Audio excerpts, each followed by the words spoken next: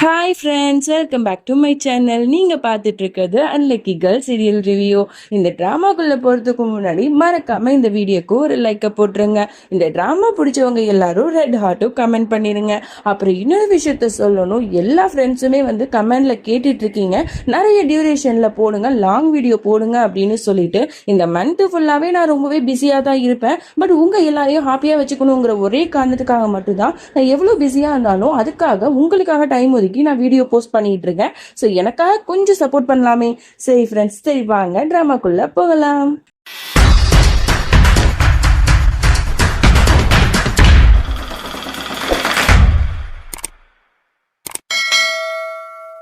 போன எபிசோட் லாஸ்ட்ல குணால் நந்தினி ரெண்டு பேருமே வந்து நந்தினியோட வீட்டுல மாட்டிப்பாங்க.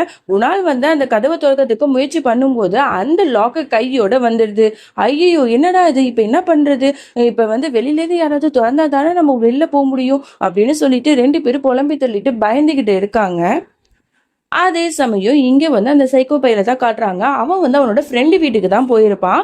அவன் ஃப்ரெண்டு ஒரு லாயர் போல இந்த டிவோர்ஸ் கேஸ் விஷயமா தான் அவன்கிட்ட பேச போயிருப்பான். அதுக்கு அவன் ஃப்ரெண்டு சொல்றான், இந்த பாருடா, நீ நினைக்கிற மாதிரி உனக்கு வந்து டிவோர்ஸ் கிடைக்கிறதுலாம் வந்து ரொம்பவே கஷ்டம். எனக்கு தெரிஞ்சு உன்னோட பொண்டாட்டி சைடு தான் அதிகமா வந்து கேஸ் வந்து போகிறதுக்கு வாய்ப்பு இருக்கு அப்படிங்கிற மாதிரிலாம் சொல்லிட்டு இருக்கான். அப்ப எதுக்குடா நான் உன்னை வந்து பார்க்க வரேன், நீ தான் பெரிய லாயர் ஆச்சு, நீ என்ன பண்ணுவேன் ஏது பண்ணுவேன்னு தெரியாது. அந்த நந்தினிக்கு வந்து கண்டிப்பா டிவோர்ஸ் நான் கொடுக்க மாட்டேன், அது நீ தான் வந்து ஏதாவது பார்த்து பண்ணணுங்கிற மாதிரிலாம் சொல்லிட்டு இருப்பான். சரின்னு சொல்லிட்டு அவன் பேசிட்டு வெளில வரும்போது இங்க குணால் நந்தினி ரெண்டு பேரும் கதவை வேகமா தட்டிட்டு இருப்பாங்க. யாராவது ஹெல்ப் பண்ணுங்க, கதவை தொடங்க அப்படின்னு சொல்லிட்டு தட்டிட்டே இருப்பாங்க. இவன் பார்த்துட்டு என்னமோ சவுண்ட் கேக்குது அப்படின்னு சொல்லிட்டு யோசிச்சுக்கிட்டு கரெக்டா கதவை திறக்கிறதுக்கு போவான். அவன் மட்டும் இவங்க ரெண்டு பேரையும் ஒன்னா சேர்த்து பார்த்தான்னு வைங்கள, சோழி முடிஞ்சிச்சு அப்படிதான் இருக்கும். ஆனா அந்த நேரத்துல சைக்கோ பயலோட ஃப்ரெண்டு வந்து, இங்க என்னடா பண்ணிட்டு இருக்க, உன்னோட இஷ்டத்துக்கு இங்க கதவெல்லாம் திறந்துட்டு போக கூடாது, வா போலாம், டைம் ஆயிடுச்சு அப்படின்னு சொல்லிட்டு கூட்டிட்டு போயிடுறான். சரி சொல்லிட்டு அவனும் போயிடுறான். இவங்க ரெண்டு பேருமே கதவை திறந்து பாக்குறாங்க, ஆனா திறக்கவே முடியல. இப்ப என்ன பண்றதுன்னு தெரியலையே அப்படின்னு சொல்லிட்டு ரெண்டு பேரும் புலம்பி பேசிட்டு இருக்காங்க. அப்பதான் வந்து நந்தினி என்ன பண்றா, அவ வந்து மாடி பிளாட்ல தானே இருப்பா. ஸோ கீழே வந்து கத்திட்டு இருக்கா, யாராவது ஹெல்ப் பண்ணுங்களேன் அப்படின்னு சொல்லிட்டு ஜன்னல் ஓரமா நின்று ரொம்ப கத்திட்டு இருக்கா. உடனே இதெல்லாம் பார்த்து குணாலுக்கு சிரிப்பு வந்துடும். நீ என்ன பண்ணிட்டு இருக்க, இப்படிலாம் பண்ணா உடனே எல்லாரும் ஹெல்ப் பண்ண வந்துருவாங்களா, சொல்ல போனா நீ பேசுறது அங்க யாருக்குமே கேட்காது அப்படின்னு சொல்றா. இப்ப என்ன பண்றது குணால், நீங்க என்ன இப்படி நக்கலா சிரிச்சிட்டு இருக்கீங்க, நம்ம ரெண்டு பேரும் இங்க மாட்டிக்கிட்டோம்ல அப்படிங்கிற மாதிரி இவ புலம்பி பேசிட்டு இருப்பா. நான் என்ன பண்றது, யாராவது வெளில இருந்து வந்தா மட்டும்தான் நம்மளால வெளில போக முடியும் அப்படிங்கிற மாதிரி பேசிட்டு இருக்கும் போதே அவனோட சின்ன வயசு ஞாபகத்தையும் ஷேர் பண்றான். இதே மாதிரிதான் நான் சின்ன வயசுல இருக்கும்போது பாத்ரூம்ல லாக் ஆயிட்டேன். உடனே வந்து என்ன வீடு முழுக்க தேடிட்டு இருந்தாங்க. கடைசியில எங்க அம்மா தான் வந்து என்ன கண்டுபிடிச்சாங்க. அதெல்லாம் மறக்கவே முடியாது அப்படின்னு சொல்லிட்டு எல்லாத்தையும் ஷேர் பண்ணிட்டு இருப்பான். அவளும் வந்து ரொம்ப ஆசையா அவன் சொல்றது எல்லாத்தையுமே மெய் மறந்து கேட்டுட்டு இருப்பா. அப்ப அந்த நேரத்துல குணால் எதையோ பார்த்து அப்படி ஷாக் ஆகி அப்படி முறைச்சு பார்த்துட்டு இருப்பான்.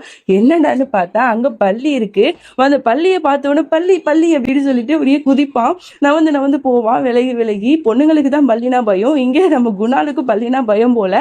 ஸோ அப்படி இருக்கும்போது உடனே வந்து நந்தினி சிரிப்பா, என்ன பண்றீங்க குணால், எதுக்கு இப்படி பயப்படுறீங்க சின்ன பிள்ளை மாதிரி அப்படிங்கிற மாதிரி சொல்றா சிரிச்சுக்கிட்டு. உடனே வந்து இவன் பண்ற அந்த சேட்டைகள் எல்லாம் பார்த்துட்டு ரொம்ப வந்து சிரிச்சுட்டே இருப்பா. இந்த சீன் எல்லாத்தையுமே நம்மளோட வாட்ஸ்அப் குரூப்ல நான் வந்து போஸ்ட் பண்ணியிருப்பேன் வீடியோவாவே.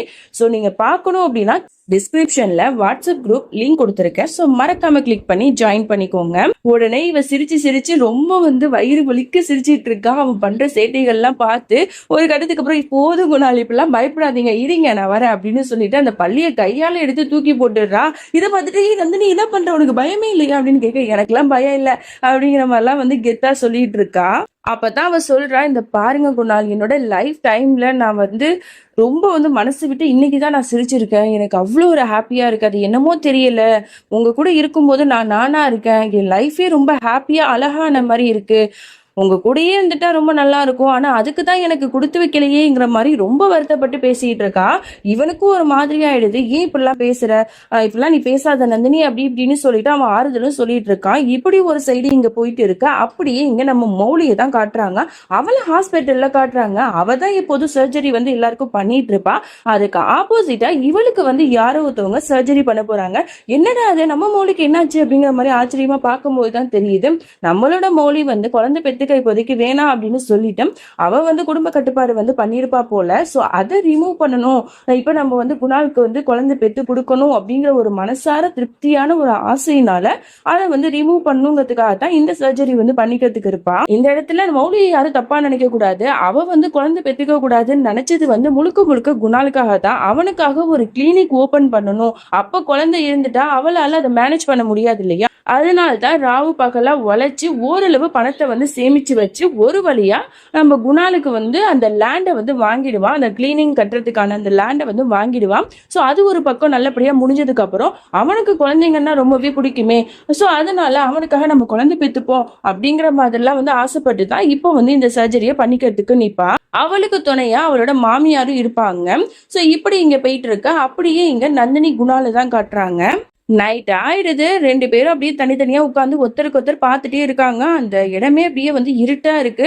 பவர் கட் ஆயிட்டு போல. சோ என்ன பண்றது, இப்படியே இருந்தா சரியா வராது அப்படின்னு சொல்லி யோசிச்சுட்டு சரி கேண்டில் வந்து இங்க இருக்கா தேடுவோம் அப்படின்னு சொல்லிட்டு எங்க பார்த்தாலும் தேடிட்டு இருக்காங்க. குணால் தான் போய் தேடிட்டு இருக்கான். ஒரு வழியா அந்த கேண்டில கண்டுபிடிச்சு அப்படியே வந்து விளக்கேத்தி அப்படியே நடந்து வரும்போது அப்படியே வந்து அவனை அப்படியே மெய் மறந்து பார்த்துட்டு இருக்கான் நம்மளோட நந்தினி. 2 பேரும் அப்படியே பக்கத்துல நெருங்கி வராங்க.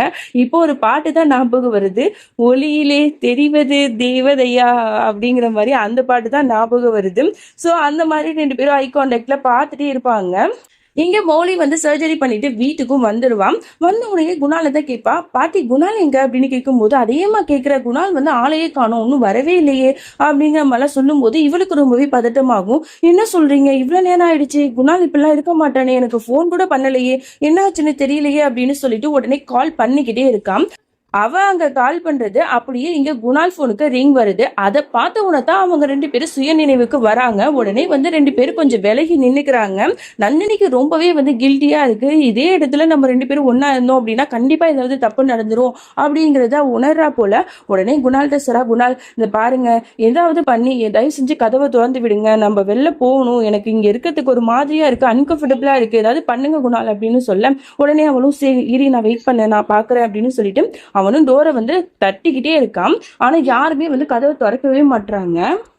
இங்க மோடி கால் பண்ணிட்டே இருப்பா இல்லையா, ஆனா அவன் கால் அட்டன் பண்ணவே மாட்டான். இதுக்கப்புறம் இது சரியா வராது, நான் போய் வெளில போய் குணால் எங்கன்னு தேட போறேன் அப்படின்னு சொல்லிட்டு கால்ல வந்து பயந்துகிட்டே குணாலை தேடி அலைஞ்சிட்டு இருப்பான். இங்க நந்தினி ரொம்ப ஃபீலிங்கா வந்து நின்றுட்டு இருப்பாள். அப்போ வந்து அந்த கேண்டில் வந்து இவளோட சாரியில வந்து பட்டு அப்படியே நெருப்பு பத்தி எரிய ஆரம்பிச்சிரும். இவ வந்து கேஷுவலா திரும்பி பார்க்கும்போது நெருப்பு இருக்கும். பார்த்தவளுக்கு அப்படியே பயமா இருக்கும். பயந்துட்டு குணால் அப்படின்னு சொல்லிட்டு கட்டுவா. அப்ப குணாலும் திரும்பி பார்த்துட்டு அந்த நெருப்பை பிடிச்சி ஒரு வழியா அணைச்சிருவா. இவ பயந்து அப்படியே நடுங்கிட்டு இருக்கிறத பார்த்துட்டு உடனே எமோஷனல்ல அவளை ஹக் பண்ணிப்பான். இவன் ஹக் பண்றது என்னமோ ஒரு கேரிங்ல அவளுக்கு ஏதாவது ஆயிடுமோங்கிற ஒரு பயத்துல தான் ஹக் பண்ணியிருப்பான்.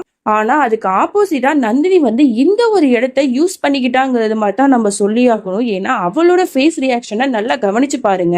அந்த இடத்துல அவளுக்கு கொஞ்சம் கூட கில்ட்டினஸ் இல்ல. அவ வந்து தன்னோட ஃப்ரெண்டு போர்ஷனை தான் ஹக் பண்ணிட்டு இருக்கோங்கிற ஒரு எண்ணம் கூட இல்லாம அப்படியே ரொம்ப ஆனந்தத்தோட ஹக் பண்ணிட்டு இருக்கா. இதை பார்க்கும்போது உண்மையாவே எனக்கு செம்மையா கோவம் வந்துச்சு.